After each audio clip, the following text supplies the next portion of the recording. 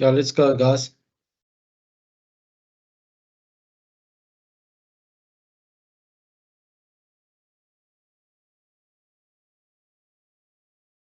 We're live, Mohammed. Okay, cool. Good morning, everyone. Welcome to this masterclass on applying machine learning for short-term insurance. It's the latest installment of the Old Mutual Insure and Association of South African Black Actuarial Professionals, or ASABA partnership. My name is Mohammed. I'm an actuary at PwC and also the Secretary General of ASABA. So I just want to touch briefly on the this partnership that we have with OMI, which started, I think, early part of last year. Just confirming you can see my screen. But essentially, the goal for this partnership is to increase the number of short-term actuaries in the South African market, and a particular focus on EE candidates. We also want to kind of increase the amount of research available, increase pass rates for the ASA exams. When I looked at the pass list for the most recent session, I think there were about 17 candidates that passed, and it was the most I'd seen, I think, since dating pre-2018. So whether it's a correlation with these events and initiatives we've been having with OMI or not, it's correlation doesn't always equal causation, but you can infer what you want from that. And I guess just increasing the networking between all the short-term insurance professionals within the industry and high school students and university students as well. So on to our topic and speaker for today. It's the one and only Ronald Richman. So Ron is the Chief Actuary at Old Mutual Insure. He's also a fellow of the Institute and Faculty of Actuaries and the Actuarial Society of South Africa. He holds practicing certificates in both short-term insurance and life insurance from ASA, a Master's of Philosophy in Actuarial Science with distinction from the University of Cape Town. And Ron also chairs the ASA ERM and Climate Change Committee and is a member of the Aston board. So without further ado, I'd like to hand over to Ron. I'd also like to encourage questions in the Q&A chat box. This topic is exciting, but also new to many of us. And this is a platform for us to all do some deep learning of our own and boosting our own knowledge. So yeah, without further ado, Ron, over to you. Mohammed, thanks for the warm introduction. I'm just checking you can see my slides. Then we're going to dive right into the deep learning and the boosting. Cool, looks good. Okay, so today's topic is a masterclass in applying machine learning for short-term insurance. And what I'd like to do in terms of an agenda, I guess, is make this session as interactive as possible. So this is a topic that the people have a lot of questions about.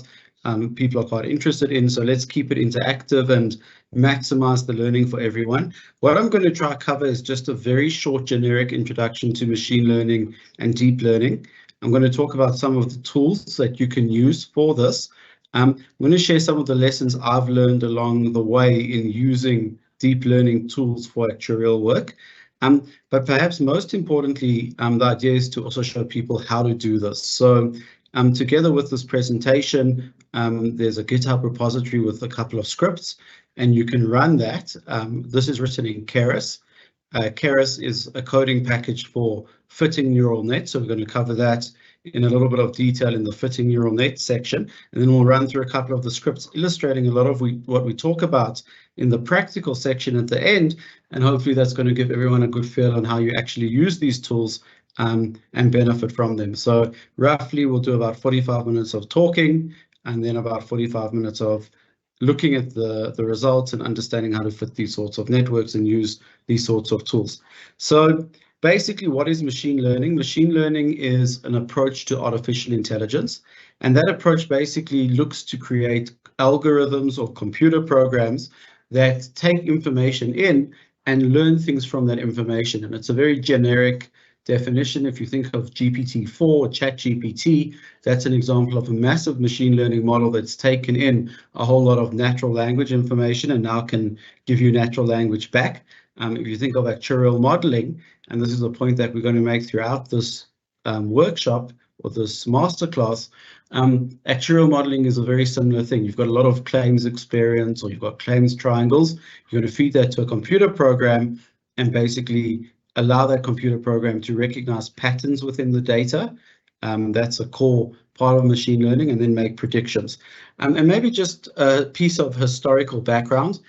Today, I think this idea of throwing a lot of data at a computer program is quite common.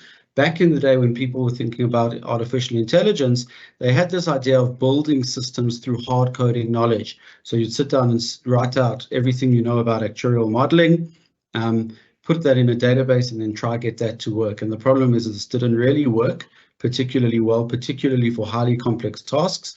And the dominant paradigm these days in artificial intelligence is this machine learning approach, which is get a lot of data, feed it to the machine, and you let the machine figure out what's important.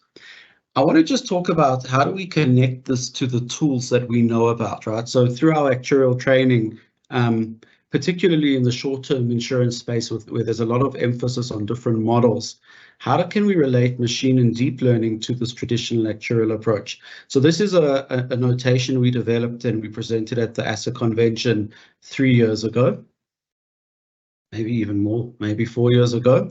And basically the idea was, can we talk about what comprises a model? And that's what the notation in the left column of the slide is about.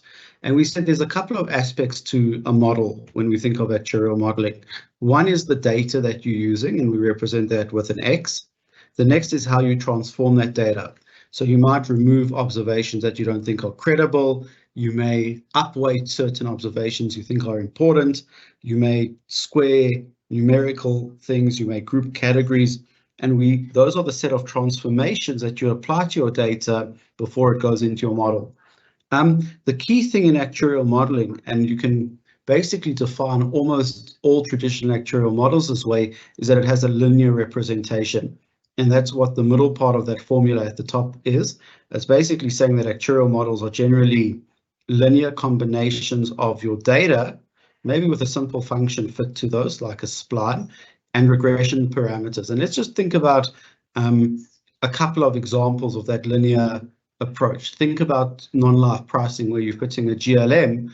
In that case, you don't have this function. It's just coefficients multiplied through by different columns of your data. If you think of a chain ladder reserving, it's exactly the same paradigm. The chain ladder is nothing more than a GLM, where these coefficients are accident year and a sort of linear paradigm is also very prevalent in life insurance, and we'll talk about that later. And then the last component is you actually need to calibrate the parameters of your model, and that we're representing in theta. So basically the way to read this notation is a model which produces the prediction that you're interested in is comprised of these parts. You transform that data, a linear specification, which characterizes a lot of actuarial models, and the parameters. And now let's talk about what we're actually here for, which is the machine learning and deep learning side. And each one of these buckets of different techniques modifies that original actuarial approach and does something slightly different. What machine learning does, if you think through the machine learning algorithms you know of, is instead of specifying your algorithm manually in this linear form, you pick a class of algorithms, and that might be decision trees or boosted trees or k-nearest neighbors or any of those things you may have heard about.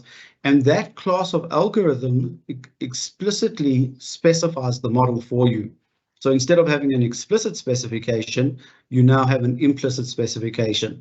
And that characterizes a whole lot of machine learning techniques. And if that's the only thing you take away from the talk, that's still a good thing, because if you move to using more machine learning orientated solutions in your day-to-day work, you effectively no longer have to do that hard work of specifying the model. Your machine learning algorithm is going to do that for you. And then finally, the category of techniques in deep learning, they keep this idea of an implicit model specification, but deep learning adds something very special on top. Deep learning learns a new representation of your data automatically, and we'll discuss and show a couple of examples what exactly we mean by that. So, and what that basically is that the way that you transform your data before you use it within your actuarial model is taken care of you automatically by your deep learning algorithm. And the way to think about that, let's say someone's sending you a photograph and they would like to insure the car they've taken a photo of on their phone. How do you get the information from that photo into your model? So what you might do is apply a deep neural network to recognize what type of car it is, what color it is, what condition it appears to be in. So you've transformed that input data, which is X, using the implicit transforms in a deep neural network, and then you can run it through your rating algorithm. And that's just a simple way of explaining what deep learning could be like in the actuarial space. So let's look at a pricing example. So I'm going to talk quite a lot about non-life pricing today, because this is an example I think really illustrates the full power of deep learning. And let's just try recast non-life pricing or short-term pricing as a machine learning problem. So a really good definition of the type of machine learning that we're going to do is in a famous textbook from Friedman, Hastie, and Tibshirani called Elements of Statistical Learning. They basically say this type of machine learning, called supervised learning, is when you apply machine learning to data sets that contain both features and outputs with the goal of predicting the outputs from the features. So what are features and what are outputs? So here's the data frame or the data set we're going to be working with. This is French motor third-party liability data. And the features that you're going to use to fit this non-life pricing model are really what you call your rating factors in actuarial terminology. So you've got area, the power of the vehicle, the age of the vehicle, driver age, and all of the good things that you'd expect in a pricing exercise. And the output in this case is you want to predict the number of claims. And underlying a lot of these sorts of models, if you're used to non-life pricing, is you're trying to predict frequency, and frequency times by exposure is really going to give you a number of claims. So this is just an explanation of non-life pricing, but casting it in machine learning terminology, what pricing really is, it's supervised learning, where you're applying a machine learning algorithm on your features to predict your outputs. And hopefully that starts to make a link that a lot of what we've always done in actuarial work really could be defined as machine learning. And another message I'd like everyone to take away is that machine learning is really just a paradigm that parallels a lot of the prediction problems that we have as actuaries. So one thing that you do when you do machine learning is something called feature engineering. So on the bottom right-hand part of the plot, I've plotted the frequency of claim by driver age. And you can see that driver age on the x-axis, frequency of claim on the y-axis. The dots are the actual experience, and this is just a smooth regression which has been fitted to those data. And what you can see, this almost follows a quadratic shape. So something that you might do very intuitively in actuarial modeling is add a new column to this data. You might take driver age squared, which more or less captures the empirically observed experience. And what you're going to do with that is probably build a slightly better model. So feature engineering is exactly that process. You understand the data, you understand how your features relate to your outputs, and you might add or enlarge the feature space by adding something squared, or you might add interactions or basis functions like splines. But the basic idea is that there's this task you need to do, which is understand your data and perhaps enlarge it in such a way that you make better predictions. And this is really the process of supervised learning that happens in actuarial departments all over the world in short-term insurers. So here's a good recipe for actuarial data science. So actuarial problems can be expressed in this paradigm of supervised learning as a supervised regression problem.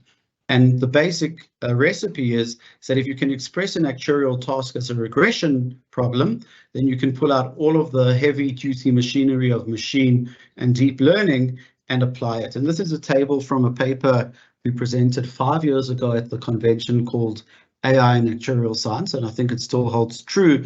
And this is a description of the task you might be performing. You might be doing short-term pricing. You might have features like age, gender, marital status. You may know about the insured item like brand, age, power of a vehicle.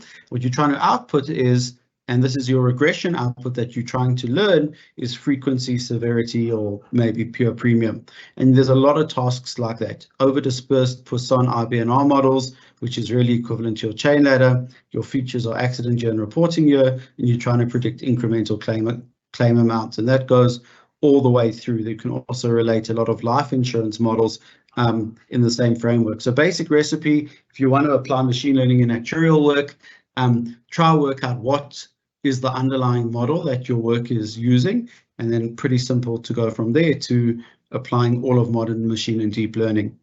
So what's the problem with all of traditional machine learning is exactly the need that we were speaking about before for human intervention. And we mentioned that if you're doing feature engineering, you might be tempted to look at your data and create new variables. The problem with that is three things, and these three arguments appear in the deep learning literature. The one is that you may have very complex data where it's very difficult to disentangle the exact relationship between a variable and the output. So if you think of telematics data in short-term insurance, I've been very privileged in my career to work with a number of telematics data sets. Basically what you're getting is tick by tick GPS information from which you can derive velocity and acceleration. But how do you relate that very fine-grained data to claims experience? So one industry approach, one way of feature engineering it is some companies provide you with loss scores, and these are scores derived from that data. You can put in a GLM, but that's the basic problem, is that you need someone to sit down and derive those scores. And that's, as we said, becomes very complex. Another reason is you need a lot of expert knowledge. So let's say you spent a large portion of your career doing IBNR reserving, and now we ask you to reserve at an individual claims level. It's very difficult to transfer that expert knowledge, and you need to build a whole new set of knowledge up, which can take a very long time. And then just effort. I mean, actuarial departments around the world are under more and more pressure to comply with different standards and do different types of work. And there's just not enough time to do as much modeling as we'd like. And these are arguments against the human-driven approach that you often find in traditional actuarial modeling, but also traditional machine learning. Just a comment that sometimes complexity is driven by not only unstructured data, but we often don't use our data to its full extent. Often what we do is we fit one chain ladder model for one line of business and a totally independent chain ladder model to a different line of business. But if you try to build a joint model, that's very difficult. And how exactly to do that is often an open question in actuarial methodology. And again, that's an argument against trying to do all of that by hand. Mohammed, we don't have any questions yet, right? Because I'd love to take them as they come. Nothing as yet in the Q&A chat box. Ron. Okay, cool. So let's carry on. And what's the answer to these three problems of complexity, expert knowledge, and effort? The answer is a paradigm of machine learning called representation learning. And in a nutshell, what representation learning is all about is where you allow your machine learning algorithm to automatically design its own features that are somehow optimal for a particular task. So let's just think about what that might mean in the non-life pricing context. We may have identified that driver H squared is a good variable to add to this particular pricing problem, but what happens if we had an algorithm which can crunch through all of these different fields and effectively come up with an optimal set of transformations so that we have a really accurate model? And that's exactly what representation learning tries to do. So that's automatically going to design your feature space for you, and then you're going to have a very accurate set of features that can lead to very predictive models. So a traditional example for people who've worked in SAM is principal components analysis. And if you think about a classic example of principal components analysis in actuarial work, if you think through the interest rate risk stresses in SAM, those stresses are derived by principal components, because what you do is you feed in all of your yield curves for a couple of years. You apply the PCA algorithm, which gives you new features which summarize how do your yield curves vary in the most usually how do your yield curves vary, and you then manipulate the most likely scenarios for your yield curves to derive the SAM stresses. That's really what PCA is used for. I'm not going to really talk about partial least squares because we don't use it as actuaries. And then really what you then get are these new features from these algorithms which you can feed into a machine learning and deep learning model. And if it's as easy as just applying PCA, the question you could ask is, that's great. Why do we need deep learning? And the answer is because these simple representation learning approaches often only work with simple data. But if you've got very high dimensional data, like in a non-life pricing exercise, these things are quite difficult to apply. And this is really what deep learning is about. If I had to give a tongue-in-cheek explanation of deep learning is representation learning that actually works. A better and fairer definition of deep learning is that it's a representation learning technique that works by constructing hierarchies of features to represent concepts. So let's say we have a pricing model. The simplest level of your hierarchy is, hey, we've got driver age and we've got vehicle brand. The next level of the hierarchy that a deep learning model might work on is saying, well, driver age might be non-linear, like we illustrate in this graph. And then the third stage of the hierarchy might be that the effect of driver age on claims frequency varies by vehicle brand. And that sort of hierarchical, simple to complex feature structure is exactly what deep learning algorithms do. And that's really what my focus is going to be on, because I think this is a very useful paradigm for actuarial modeling. So let's go walk on that journey of understanding deep learning as a representation learning technique that we can use to automate actuarial modeling. Let's keep that idea in mind as we work through the next couple of slides. So what am I showing you over here? This diagram on the right is just a GLM, right? And I love showing this because it helps to bridge between what we already know as actuaries and this world of machine and deep learning. So the way to read this notation, a circle is a variable, your input variables are on that side of the diagram, and your output variables are on this side of the diagram on the right. What connects them are these lines, which represent your regression weights. So what this diagram is saying is you've got about 8 input variables, you're multiplying them with your regression parameters, and that's giving you an output. So hopefully you'll see that this is a linear regression model. And if you include a non-linearity like a link function in using the terminology of GLMs, then you can also represent a GLM using this sort of diagram. And then where things get really interesting is what happens if you stack these up. And this is really the main principle of deep learning, is stack up a bunch of GLMs. So here's your input layer where you have your input variables. In your hidden layer, you've got a bunch of GLMs effectively. So that first GLM learns something about the data in one way, the next GLM learns about your data in a different way.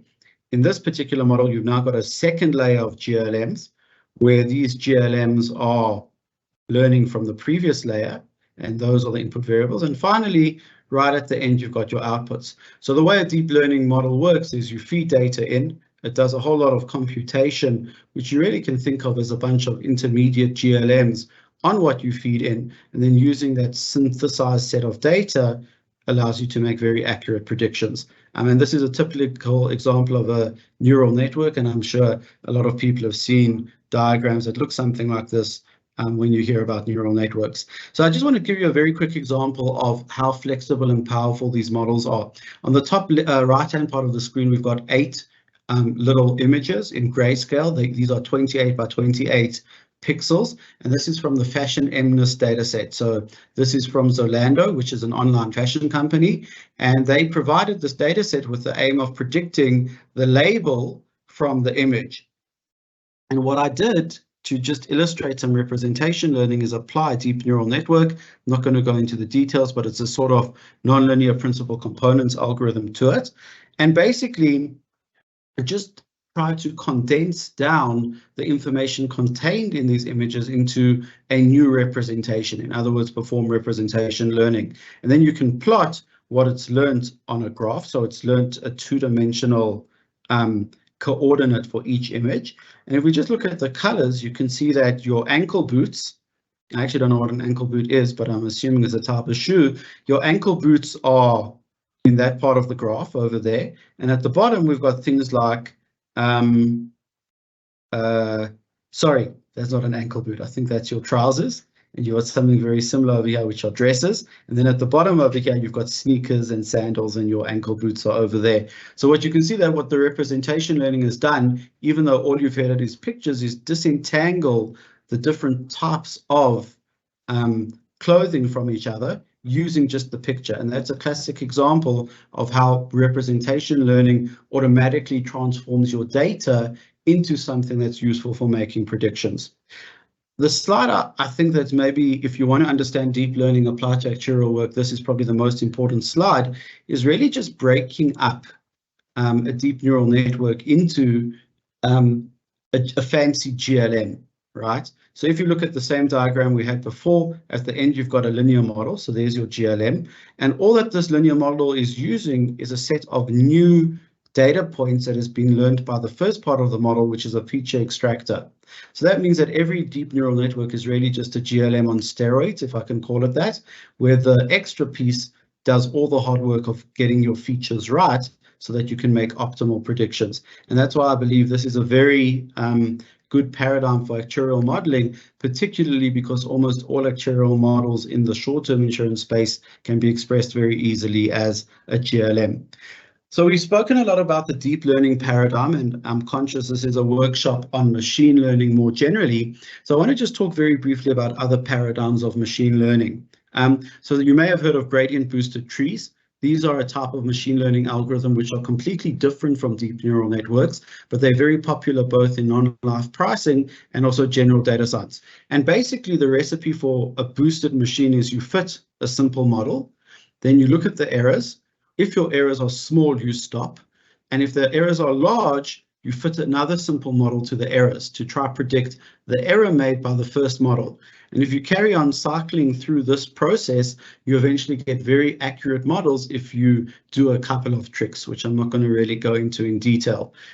So some popular implementations you might have heard of are XGBoost, LightGBM, and CatBoost. And these are freely available libraries that you can do and build very accurate machine learning models with. And basically, if we just think about the paradigm, underlying these models are the sorts of things that you see in the top right-hand corner of the slide, where you've got a decision tree, and let's say you've got two features and you want to make a prediction. You basically say, hey, if our feature is greater than 3, we'll make a prediction of 3.8. If our feature is less than 3, then we need to think about feature 2. If feature 2 is greater than 1, we'll make a prediction of 2. And if it's less than or equal to 1, we'll make a prediction of 1. And this is maybe the other really important paradigm of machine learning models, these ideas based on trees, which are quite different from the GLMs and regression models that we're more used to. And this is why, at least in my mind, I prefer deep learning for machine learning work for actuarial purposes than gradient boosted trees. So gradient boosted machines or gradient boosted trees rely on a different paradigm from GLMs. Because of this paradigm, it's very hard to produce smooth predictions. So a lot of actuarial work needs something smooth. And on the bottom right-hand part of the slide, we've just got an illustration of some of the outputs from a particular GBM. I'm not going to talk about anything more than the fact this was a frequency model we fit here at Old Mutual, but exactly what the covariate is, I'm not going to mention. You can just see how jagged and non-smooth the predictions from this model are. So that's not a great property for actuarial modeling. And then maybe just in my personal experience, if you think about a lot of insurance data, often what we're trying to predict are quantities that are low signal to noise. So what's the probability of having a car claim in South Africa in 2023? Probably somewhere between 15 and 30%. That's much lower, a much lower signal to noise ratio than a traditional machine learning problem where you may not even be predicting a probability. So that's why I think GBMs, which work well on high signal to noise data, are not as good as neural nets for actuarial modeling, which work on low signal to noise.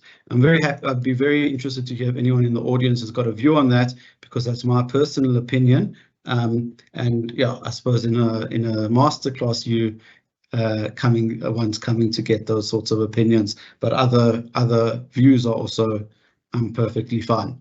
So we've given an introduction to machine learning and deep learning. Let's just pause there and see if anyone would like to discuss anything.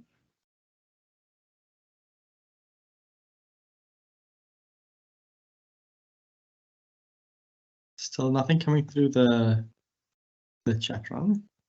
Cool. Okay, so let's carry on then. So let's learn a little bit about some of the tools. Yes. We actually just got our first comment from Coblin. So it says, hey Ron, in the context of neural nets, what is the high-level difference between deep and wide nets, and which is more suitable for a short-term actuarial modeling context? That is a really nice question from Kovlin. So this would be when you talk about depth, adding more of these hidden layers is what makes a neural network deep. Adding more variables in each layer is what makes it wide. So Kovlin's asking what would be more appropriate for actuarial modeling, right? In my view, what you generally find is depth is better than width. So you can get away with fewer parameters in a deep network than a wide network, and that's just more efficient from a computational perspective. I've also sometimes found that massively scaling up the width of layers does sometimes help. The craziest I've ever done was a 5-layer neural network with 1,024 neurons. And that does start to produce extremely accurate predictions.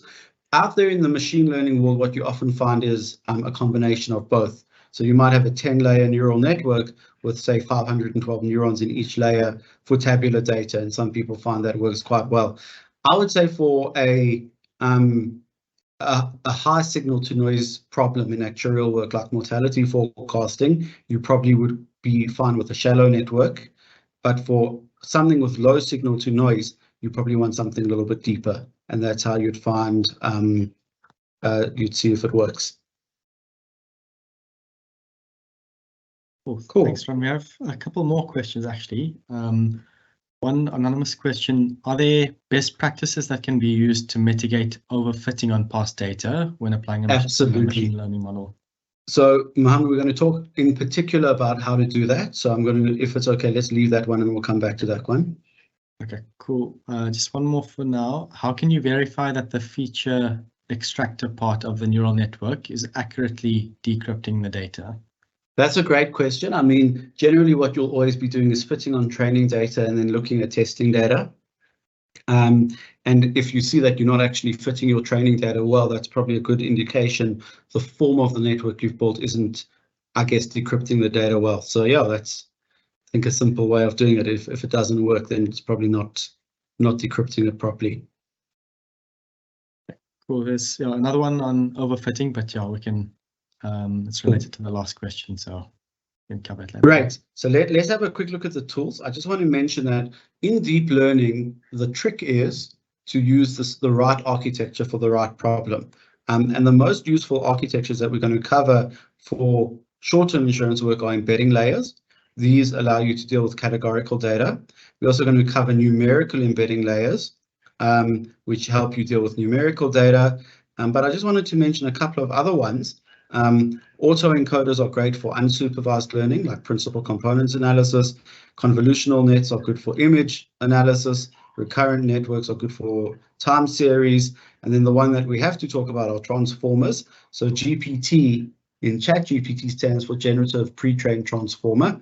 And a transformer is a wildly successful representation learning architecture, but it's a little bit beyond the scope of what I wanted to cover today. Maybe it's something we can talk about in a future session. So let's just talk about embedding layers and why these are so useful. So if you think about a lot of the data you might get in a non-live context, often it's categorical. So if you're building a pricing model, vehicle type, policy type, marital status, all of those things are categorical variables, and it's quite difficult to incorporate those into a model. So we use a couple of tricks. The trick that we often use is something called one-hot encoding, or dummy encoding. And let's just explain what one-hot encoding looks like, and then we'll explain dummy encoding and where you may have encountered this in actuarial work before. So one-hot encoding, let's say we're talking about insurance professionals. So you may find actuaries, accountants, quants, statisticians, economists, and underwriters in an insurance company. And let's say you were building a GLM on these professions, right? So you have profession as a variable category, and now you're trying to build a GLM. The way you might represent this in a GLM is, say, if the person is an actuary, they have an indicator variable of 1, and all of the other indicator variables are 0. If they're an accountant, then they're not an actuary, and you put that indicator variable to 0, and you put all the other indicator variables except for accountant to 0. Accountant will be set equal to 1. So this is the idea of one-hot encoding. Basically, you take your category, you create a whole new bunch of indicator variables, you fit a coefficient to each one of these, You may be used to those as your factor levels in GLM software, and effectively that's how you deal with categorical variables. If you're used to the R programming language, and we're going to look at some R code a little bit later, the way that R does this is it one-hot encodes except for your basic level. So you may not fit a category for actuary, because that's the first one in this list. And the parameter for actuary will be taken up in the intercept term. And instead of one-hot encoding, when you do that, it's very similar, but when you exclude one level, it's called dummy encoding. There's a different solution in neural networks, which is instead of one-hot encoding, you try learn a dense vector transformation for each level of your category. So let's go through what that means. And I've just made up some nonsense headings about what that dense representation could look at. It could be strength in finance, math, statistics, and liabilities. And what I'm saying is an actuary, you might say, has got the following characteristics, right? And an underwriter might really know a lot about liabilities, but not much about finance. Imagine if you could learn that vector of characteristics in a totally in a way that doesn't require any human input. That's exactly what an embedding layer does. So you basically use an embedding layer in a machine learning model to automatically learn a vector representation for each level of your category.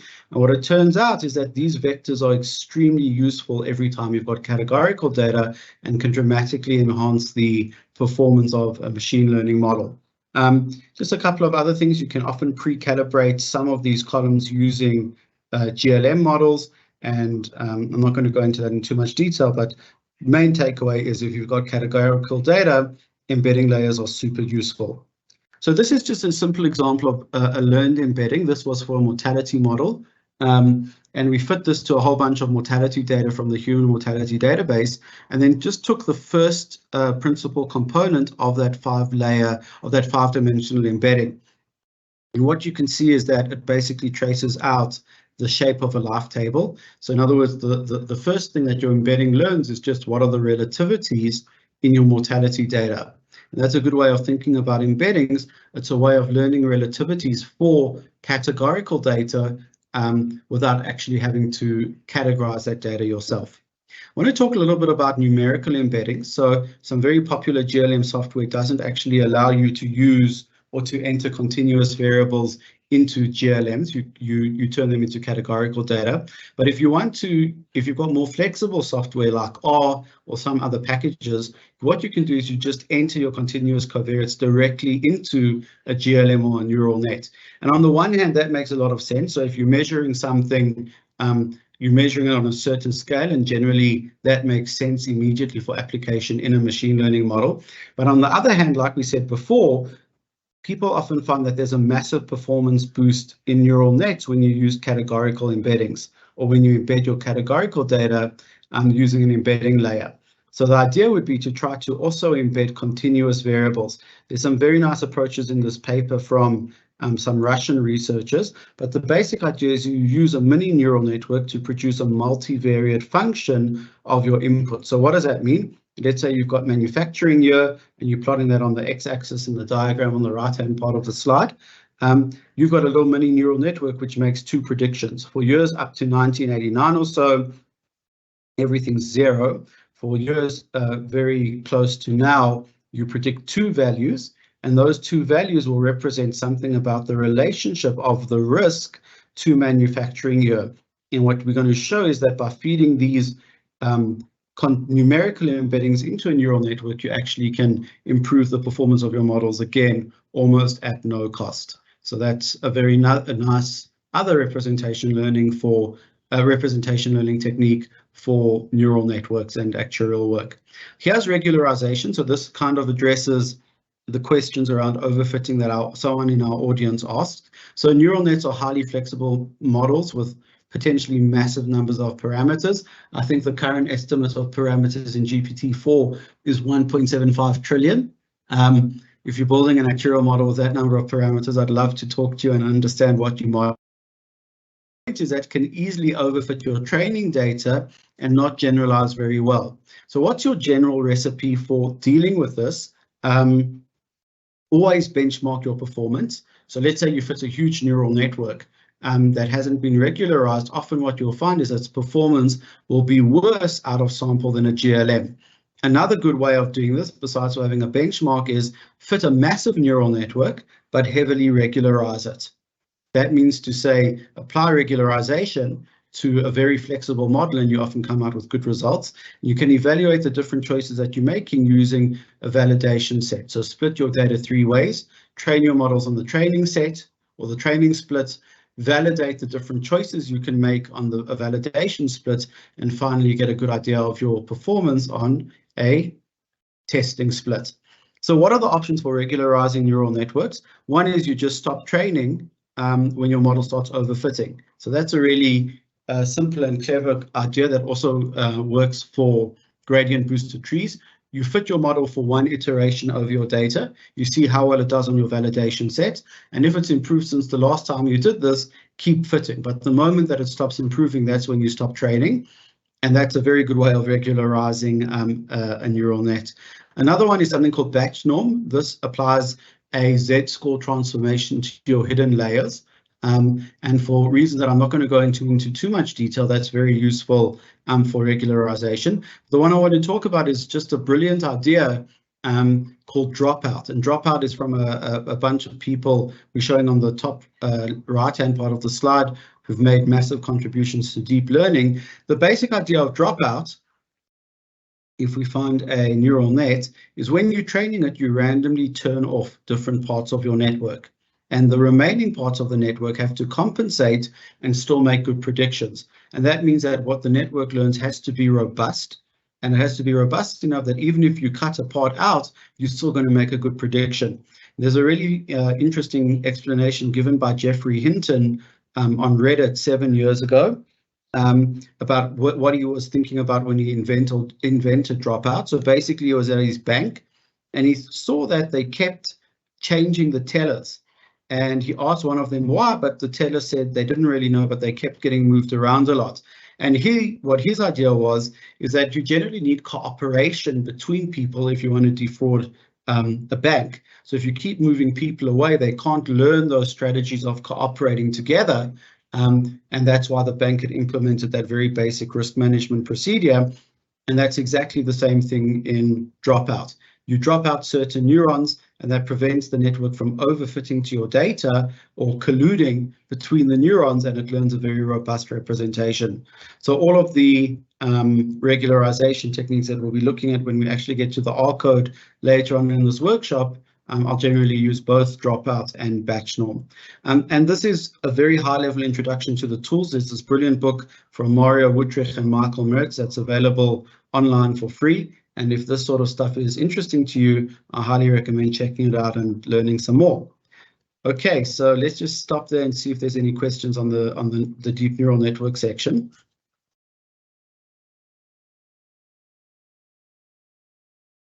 Nothing coming through yet, but we can maybe give it a few seconds. Cool.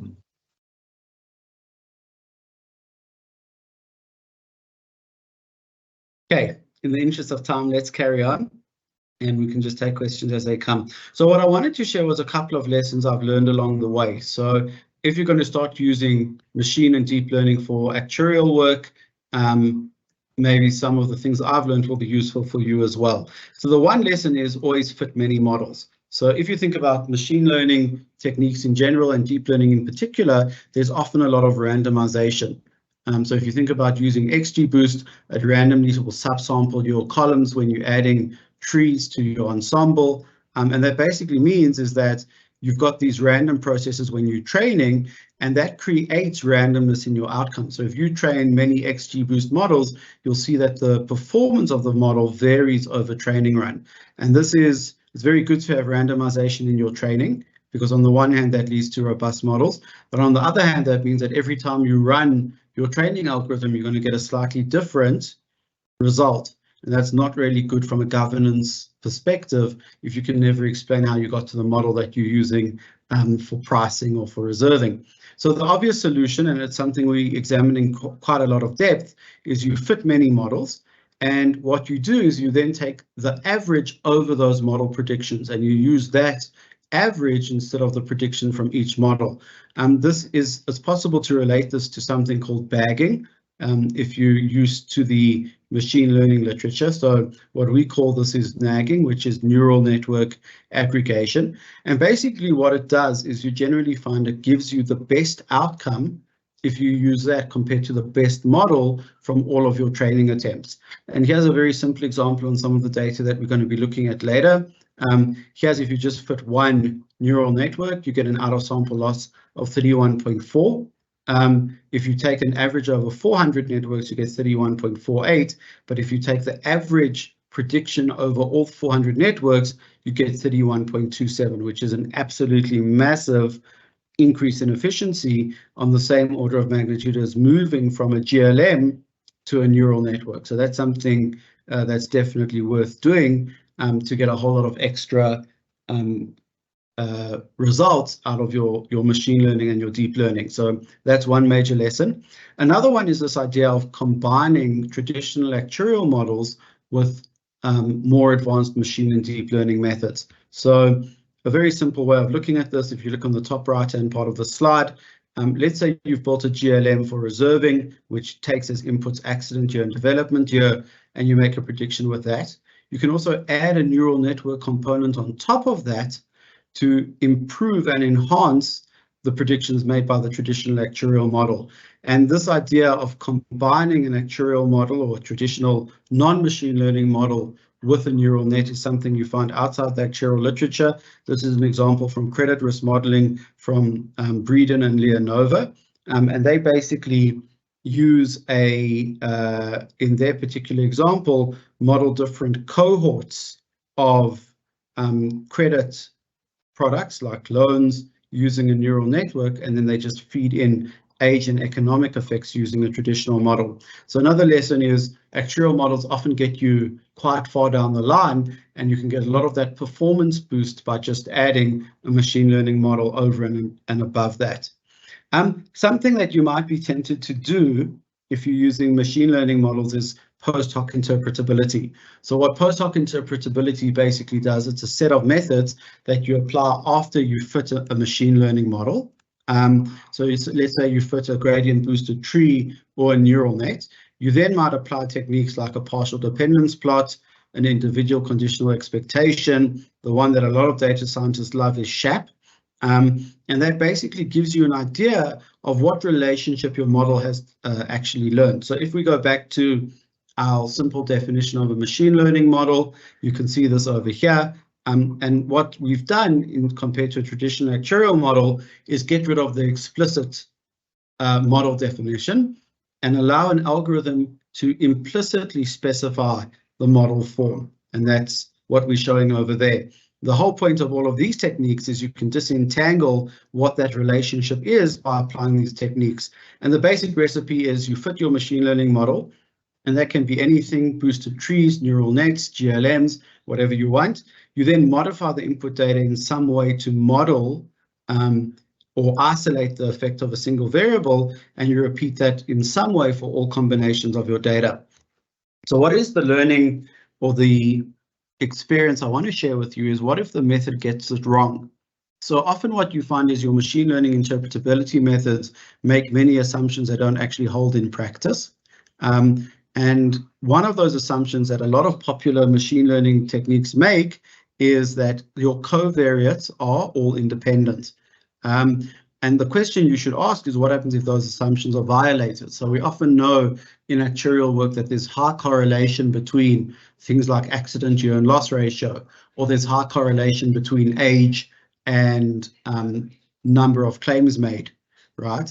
And what we're just showing over here is SHAP. So this is on the same data set that we'll be exploring later on in this session.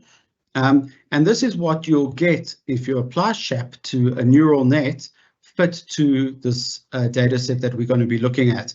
So this is, if you look in the middle column, this is your traditional SHAP.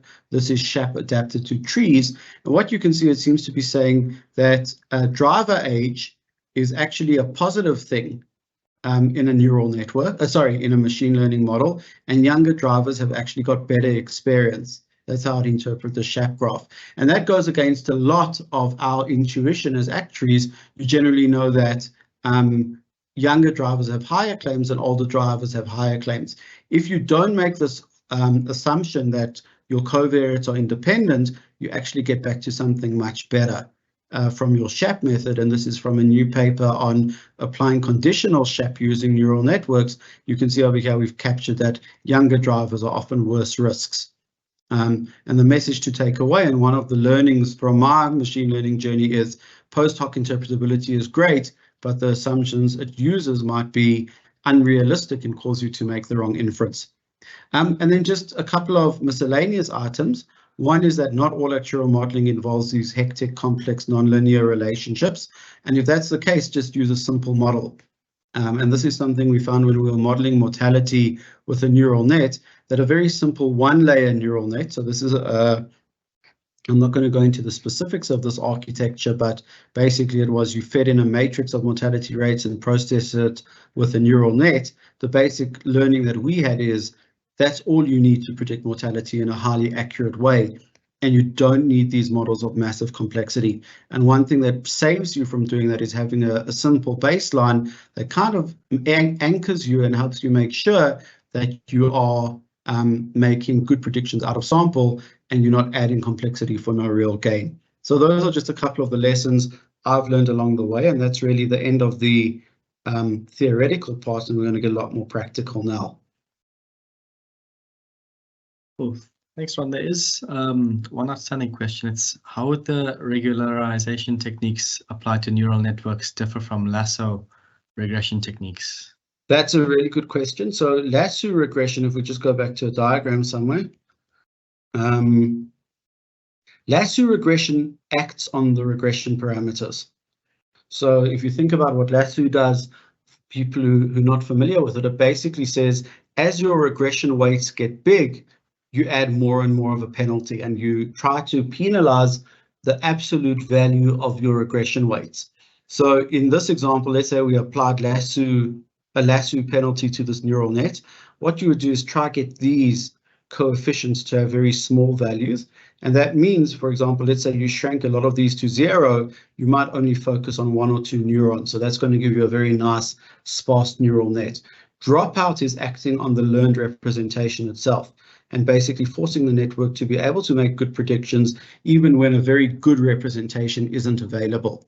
And that's what the major difference is. And I think what you generally find is dropout is much more effective than L1 or lasso regularization when you're working with neural nets.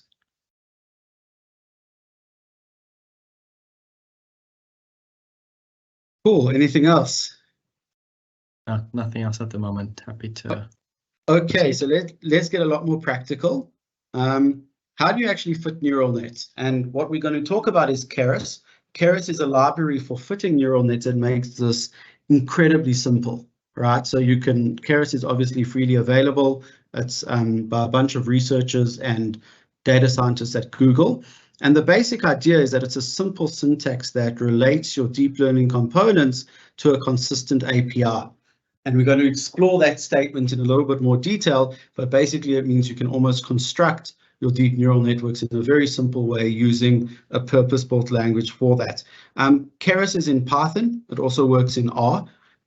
If you know a little bit about deep learning, you'll know that Keras is currently very tightly linked to TensorFlow, but as of August, it's also going to work with the other main deep learning libraries, which are PyTorch and JAX.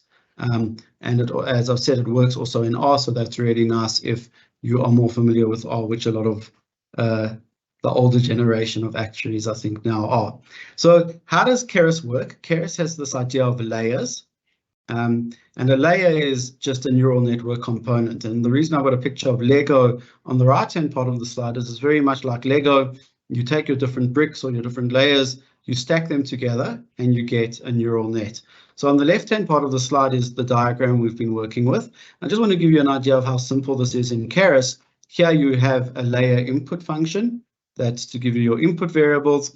These intermediate layers you create by calling the layer dense function in the Keras API. And this is the R API. And then an output, again, is just a dense layer. And the reason it's called a dense layer is because of these dense connections between the variables. So basically what Keras lets you do is build these neural networks in a very nice and intuitive way. And we're going to look at some practical examples in just a bit of exactly how you go about building this with Keras.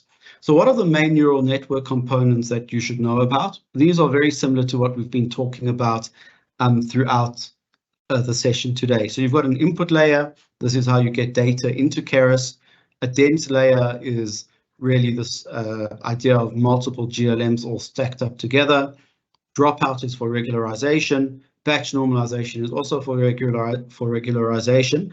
An embedding layer is to deal with categorical data. And then these are just to deal with the dimensions of your Lego pieces. So I'm not going to go into that in too much detail, but the basic message to take away is that almost any neural network you can think of, you can specify, get the right diagram and train in this really nice and neat way using Keras. And that's what we're going to demonstrate in some of the practical code.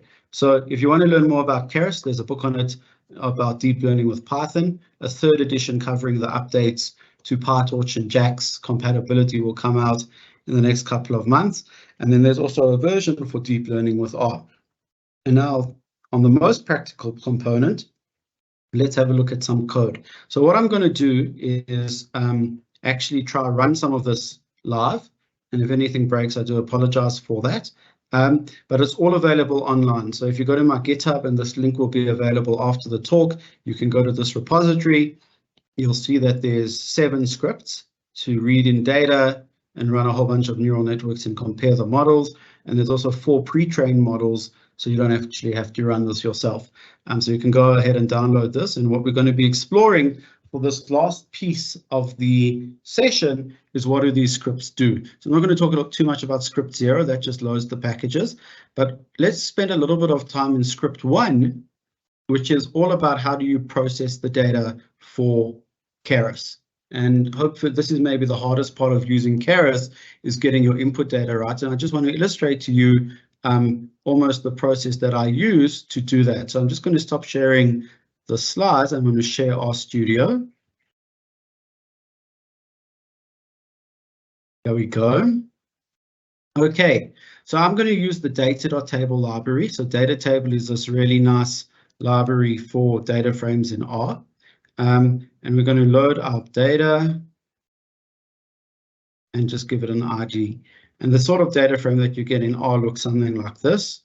Here is your policy ID, your exposure, and these are all the features that we were discussing about an hour ago when we started first introducing this idea of non-life pricing as supervised learning. This is a data frame that you can download. I'll actually provide a link to this fixed version, but this is a bunch of data from France covering motor third-party liability, and it's been quite extensively studied recently. What I'm going to do is just correct for a couple of data errors and then show you how to process this for Keras. The most important thing to do is work out what are your categorical variables, and the ones that I've selected as categorical are area, is it petrol or diesel, what brand of car it is, and region. And then select your continuous variables, because as we said, you might process these differently. Your continuous variables are power of your car, vehicle age, driver age, bonus malus, which is like no claims bonus in European countries, and density. The other very important thing to do is split between a training set and testing set. And this is just a nice, simple way of doing it. That gives you training and testing data. And then we're just going to pull it all back together. So let's just look at what we've got. We have got 610,000 training records and 67,000 testing records. This is probably a little bit bigger than a typical South African data set for a year of motor data, and probably a little bit more stable as a result. One very good thing to do if you're splitting data into a training and testing set is to check your empirical frequencies. And you can see that we're only different at like the 4th decimal place. So that means that your out of sample evaluation on your testing set is going to be very closely related to the data that you're training on, which is the sort of thing that you want for deep learning. And now let's just run through this. I'm not going to go into this in too much detail, but what we're going to try to do is convert all of our categorical data. So let's have a look over here. Oops. So we want to convert all of our categorical data like vehicle brand to integers. We want to scale all of our numerical variables to lie between 0 and 1. And the reason we're doing that is just because that makes fitting your neural network a lot easier. So this is just a nice way of doing it. And what we're going to do is just run all this code, and you obviously are welcome to run it yourself. But I want to show you the type of object you need in R to feed to a neural network. No, that's not right. Oh, sorry, that's Y. Let's look at X. And over here, you can see you've got a list object, which is similar to a Python dictionary, and it's a named list. The area input is a bunch of integers, and the, for example, power, which is a continuous variable, are a bunch of real valued inputs. So that's the first script that we've provided, which is just how do you get your data ready for Keras. The next one that we're going to look at, Mohammed, I don't know if we should stop if there's any questions, you'll just let me know. The next one that we're going to look at is actually walking from a GLM to a neural net. And I want to show everyone how simple it is in Keras to make that jump from a GLM, which is something that everyone working in short-term insurance probably knows and loves, to a neural net. So what we're going to do is show how to fit a GLM with Keras. So let's try do that.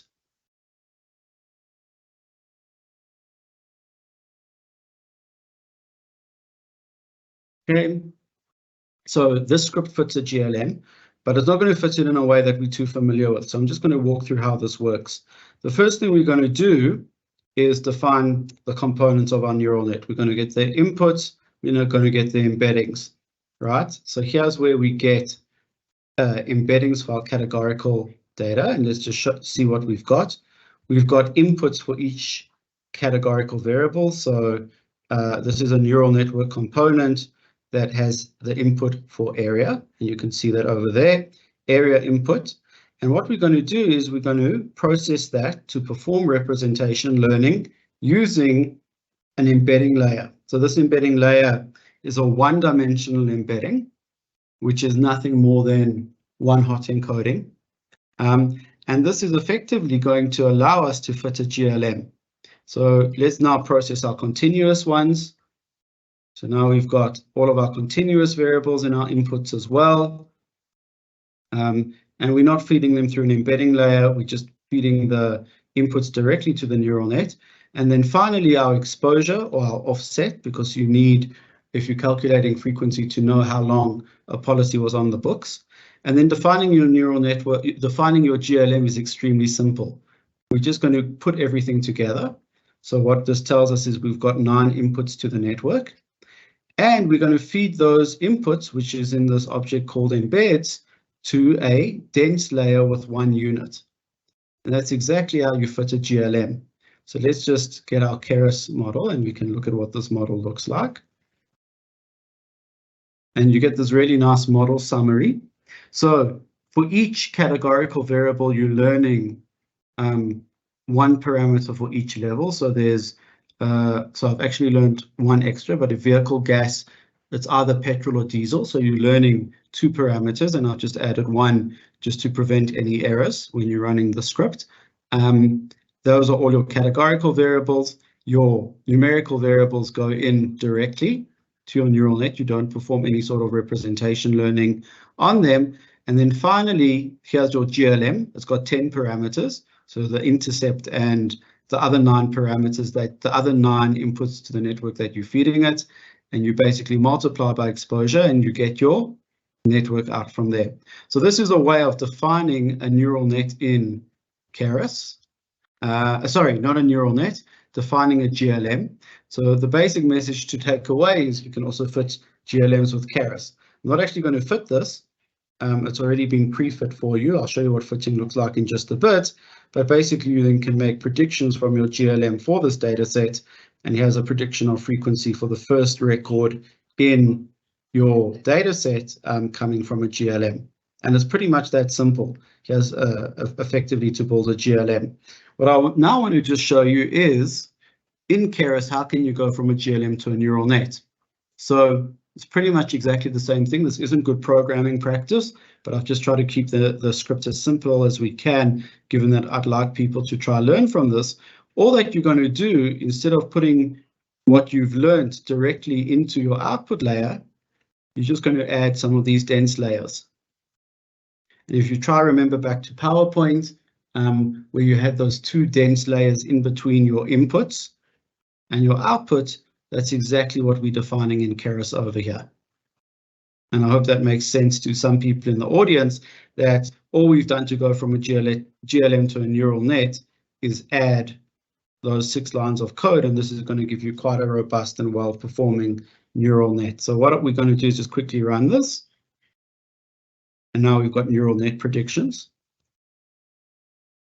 And now what we're going to do, so let's stop there and let's just take stock of what we've done, right? So we fit a GLM in Keras, and hopefully it's clear why we're working with GLMs, because a lot of pricing models are just GLMs, and we've shown how simple it is to go to a neural network with embeddings for your categorical data. What I want to show you is just a very nice, neat way of working with this. This is a way of visualizing the exact network that we have fit. This is done with an application that's freely available called Netron. You can run this on the internet. You just upload one of your fitted models to this app, and it produces this nice diagram for you. And let's just see what we've done when we fit that neural network. Here are all our inputs, so area, vehicle, gas, in other words, is it petrol or diesel, the brand, and a couple of our continuous inputs like density and driver age. The categorical ones are going into an embedding layer, so you can see that over here. Okay, your continuous ones, this is the numerical embedding, which is another script we'll get to soon, but you can just see we're feeding these into a very simple 2-layer neural net. And then once you've got all of your feature processing done, you feed this into a neural net, which consists of a dense layer, another dense layer, and you multiply that with your exposure to get your output. So what is the key takeaway here? The key takeaway is it's very easy to define these hierarchical models using the Keras programming language. And quite honestly, if you wanted to stop here and just say, well, here's my GLM, you very easily could do that just by chopping out this component of the network and fitting a GLM directly. What I'd quickly like, Mohammed, should we maybe just stop there and see if there's any questions, and then we'll finish up with the script. Well, thanks, Ron. Just one at the moment on, please would you comment on the use of machine learning in the context of investing? So I guess not directly related to the scripts. I'm not sure let's finish this off. Yeah, let's finish that off and we'll get back. So guys, what I'm going to just quickly do now is just finish up with the script. I want to show you how simple it is to introduce something like a numerical embedding. So over here, we want to run a numerical embedding. So in other words, when we introduce our numerical variables in, we're going to push it through a very simple neural network with 5 layers, with 5 neurons and then 2 neurons. In other words, we're transforming our continuous inputs into a 2-dimensional space. And I'll just show you what that actually looks like. Let's run most of the script, and then we can illustrate what is this data pre-processing that the neural net is automating for us. What does that actually look like? So here we're going to pull out the driver age embedding. You can just have a look at the plot. That should be coming up pretty soon. So this is driver age. What you can see is learned something really interesting. It's learned this kind of function that has got an asymptote at the older ages, and then it's learned this decreasing frequency. And it's quite hard to interpret, but basically you can see that the pre-processing has learned quite a complex 2-dimensional relationship between drivers at younger ages and drive at older ages. Let's do the same thing for your no claims bonus and just understand what the network has done. And again, you can see, so the best drivers have got a low bonus malus level. The worst drivers have got a very high one. And you can see that there's a changing relationship over your no claims level, excuse me, as the network progresses, right? And this is going to add to the accuracy of the predictions made by this network. And the final thing I want to do is run a combined actuarial neural net. And I just want to show you how easy it is to combine a GLM with a neural net. So let's just run some of this code up to about here. And what you're going to see we're going to do is in your final layer of the neural net, you're going to concatenate what's been learned in this thing called middle, which is the main neural net, directly together with your inputs. And that means your inputs are directly connected to your outputs, if that makes sense for anybody. Plus, you're also going to use the neural net to predict. And so let's run that. And then what I'm going to show you is how you can disentangle the GLM component, which is the component of your inputs directly connected to your outputs, from your neural net. Hopefully this will inspire some people to explore these models in a bit more detail. So the first thing I'm going to do, I'm just going to pull out what has the neural network actually learned. And this almost touches on the question we had, how can you be sure that your neural net has decoded the data correctly? Besides for just looking at the out of sample performance, what you can also do is look directly at what your neural net has learned. And you can use this code to do it. What we've summarized over here in this combined model is what is your neural network component, what is your GLM component, what is your intercept, and what is your rate on the log scale and then on the original scale. So this particular policyholder, we're predicting a 1 in 5 chance of a claim every particular year. So for third-party liability, that's a very risky policyholder. If you want to understand what has the neural net done versus the GLM, you can see the GLM is really looking at rates at about -2 on the log scale. So -2 on the log scale, just doing a quick calc, is a claims rate of 13.5. And your neural net is generally making that smaller, but for some observations, it's actually making it bigger. In other words, increasing the riskiness of a particular policyholder. Let's see what that looks like if we plot it against bonus malus, which is your no claim score. And what you can see, so this is your GLM prediction, this is your neural net prediction, and these two combined are what you're going to use in this particular model. What you can see for your GLM predictions are very high claims. So let's just look what x to the -1.5 is. So that's a claim rate of about 22%. You often have a positive neural network component, which is going to make that even worse. And that's for very high levels of bonus malus. In other words, for people who've claimed a lot. So the simple interpretation is for your very high claimers, your GLM gives a very high rate of claim, but your neural network pushes that even higher for certain policyholders. And that's how you can start to interpret what these things are doing. Let's just show you one last thing, which is plotting the neural network component against bonus malus. You can see that for the worst claimants, you've got a very big neural network component, and that's how you can get some sort of idea what's going on. Okay, so that's a combined actuarial neural net. And the very last thing I'd like to illustrate to you is how do you score these models? How do you understand what they've done? So this is a little function to calculate your GLM deviance. And if you've worked in non-life pricing, you'll realize what that is. It's similar to your mean square error, but adapted to the GLM world. And let's just see how these models have done. So generally what you want to do is score these models on training data and testing data, which we're doing over here. So here's your Poisson deviance on your training data. You can see your GLM did the worst and your combined actuarial neural net did the best. And then on your testing data, which is out of sample, your GLM is again the worst performer, your neural net followed by your neural net, then followed by a neural net with the numerical embeddings, and finally followed by a combined GLM neural net. So the one lesson that I'm not following over here, it's always fit many models. I've only fit one model, which is maybe not the wisest thing to do, but nonetheless, it gives you some idea about how these models perform. So if you're doing this in practice, you'd probably want to select the best out of sample performing model, subject to whether or not it's complex enough or explainable enough for your purpose.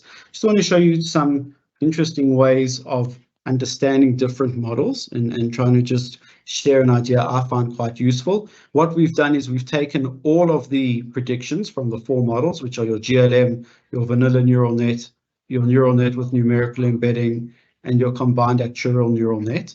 We've ordered this data by the prediction from the best model, and now we're just going to plot the predictions. So obviously, if you've ordered it by one model, plotting them, you're going to see that that produces a nice smooth curve. And then depending on how variable the curves of the other models are, that gives you a really good idea of how much correspondence there is between each model. So you can see between the combined actuarial neural net and the network with numerical embeddings, there's not much variance. It's quite smooth. That variance increases until you get to the GLM, where you can actually see, hey, there's some very significant differences between the GLM model and this combined model. Another very simple but useful thing to do is look at the maximum difference between one model and another model. So this is plotting the top 10 maximum differences between model predictions. And you can see that in this particular case, the neural net gave very high rates of claim, and your GLM went even higher. So in other words, the GLM seems to be a little bit extreme, predicting 2 claims in a year for a particular policyholder, and that's being moderated by the neural net. Then the very last thing to do is just actually look at what the neural nets are predicting. So these are the actual predictions from each of the models we've spoken about, and then the actual experience in the data set. You can see your GLM is almost the most simple curve and a little bit of noise in the tail. Your neural nets add a little bit more noise, and that's because they're adapting to more covariates in the data, which means they're fitting a more complex and accurate model. Your neural net with the numerical embeddings seems to give much higher frequencies of claim to younger drivers than the other models. And this combined model is somewhere between the other models. And then this is actual. So these are just some very simple ways of comparing a couple of different models and understanding what you've done. So we're almost at the end of the time. I just want to go back to the PowerPoint and see if there's any last points to make. Not really. So let's just summarize what we've covered today. What we've tried to cover is machine learning, what is it all about, and how would you relate it to actuarial modeling. We've tried also to cover the deep learning paradigm, while also mentioning other paradigms. We've looked at some of the key tools you can use to apply deep neural nets in your own practical work. And we've run through an example of exactly how you might want to do this on an open source data set. So these scripts will be available. You're welcome to try run them. If you deploy them in practice and your company blows up, neither Old Mutual nor myself will take any responsibility. So you still got to use these tools responsibly. But what I hope we've accomplished today in this workshop or masterclass is just give you a bit of a flavor of how deep learning and machine learning works. And I hope it really just inspires you to start experimenting with and applying these techniques in your work in whichever company you work for.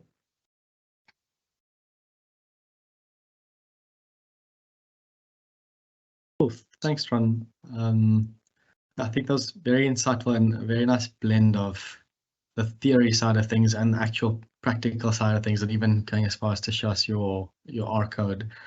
So I think maybe we can just jog back to that question around for you to comment on the use of machine learning in the context of investing. Any thoughts there? So I guess investing is really interesting. I mean, generally, what a lot of people say is never use a machine learning model to predict tomorrow's stock price, because everyone's done that and the market's efficient, so you're not going to make any money if you try that particular approach. Some people have had great success, and there's a wonderful South African startup doing this, analyzing a lot of textual information relating to companies that might be published in news reports or company reports, etc. And you can summarize that very effectively and build machine learning models on top of that. So I guess in the context of investing, that's probably a really good thing to do, is look at all the metadata relating to the stock market that people may have struggled to process in the past and see if you can get some sort of edge through that. So I hope I got the interpretation of investing right, but that's almost what I would say for that particular one. Well, thanks, Ron. And I guess just a question from my side. I guess with any new kind of topic in industry, there's a journey between where it's very research based to where it's actually business trusted enough to implement it in practice and actually use it to price premiums and that sort of thing. So just from your knowledge of what's happening in industry, even globally, how far along do you think we are on that journey, or are there still hurdles that need to be conquered before actually having this be a business as usual almost? I think one thing that's quite interesting is that the industry almost seems to be going in different directions. So one company that I spoke to last year, someone from that company said they had about 75 GLMs in production for their rating, and that was becoming too difficult to maintain. So they now have 75 GBMs. They just automatically recalibrate, and there's one actuary running all 75 of those. Some companies are very happy with GLMs, and I think what's important to note is GLMs are so well known in the non-life pricing context. They've been around for so long that they're actually really, really good. So there might not be a huge benefit besides for efficiency from moving away. And some people are very happy with their GLMs, and other people are taking a bit of a hybrid approach where you fit a GLM and you boost it. I think it's probably further along in non-life pricing than non-life reserving. And reserving methods, I think, are still very traditional. And that's probably the next area where people might start thinking of actually applying it. So I think really there's just a spectrum of how advanced companies are. And yeah, people are in different places. And what we see often, the quote that machine learning is just statistics rebranded. Would you agree with that, or do you think it's an understatement? So I think actuaries have always been doing rebranded statistics, and it's probably a good, because if everything's just a prediction problem, and that's what machine learning is really good for, whereas statistics is really good for inference and trying to understand the world. I think what actuaries have been doing is kind of closer to the machine learning world, and I'd probably disagree that it's rebranded statistics. It's similar models, but using a totally different set of goals about what you're trying to do with those models. And I think just calling it rebranded is maybe not 100% all-encompassing of the difference. Cool, thanks, Ron. I don't see any other questions in the chat box. So also just wary of time, I think we can maybe call it there. So I just wanted to thank, first of all, yourself for kind of educating us in this session and giving us your time. And secondly, to the audience for joining us. We do also want to bring everyone's attention to a couple of initiatives still for the rest of the year in this partnership. One is the research initiative. So you may have seen on social media the research competition, one for university students, one for working professionals. The deadline for those submissions are 30 November this year. So if you're not sure what we're talking about, you can look on social media. There's quite a lot of advertising. And the second one is the industry update event that, again, usually close to the F203 fellowship exam. So around end of September, early October, you can look out for that invite. I think maybe one last maybe corny comment is Ron, we hope your presentation is a good input layer, and we hope our actual brains and neural networks can be some good middle layers so that we actually get some useful output. And so Mohammed will definitely provide the presentation and the script, and yeah, if people are keen to discuss, I think they know where to find us. So thanks a lot. Cool, thank you, and yeah, thanks everyone. Have a enjoy the rest of your day and have a great week.